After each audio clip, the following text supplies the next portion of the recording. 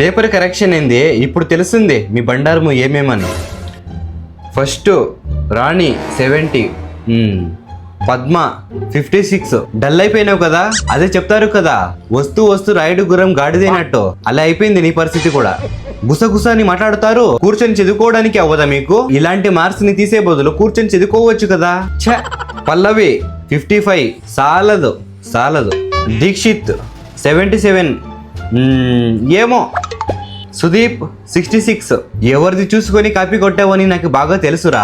పక్కన కూర్చొని ఉండే కదా సాయిగాడు, వాడిదే చూసుకొని కాపీ కొట్టింటావు నువ్వు. వాడి పేపర్లు ఎక్కడ చేరిపాడో అక్కడే చేరిపావు నువ్వు కూడా. వాడు ఎన్ని అడిషనల్ పేపర్స్ తీసుకున్నాడో నువ్వు కూడా అన్నే అడిషనల్ పేపర్స్ తీసుకున్నావు. సాయిరామ్ సద్యానికి రోల్ నంబర్ మాత్రం నీది రాసినావు కదా. మనోజ్ ఆన్సర్ ఏమేమో రాసేసి అండర్లైన్ వేసి సరిపోతుందా?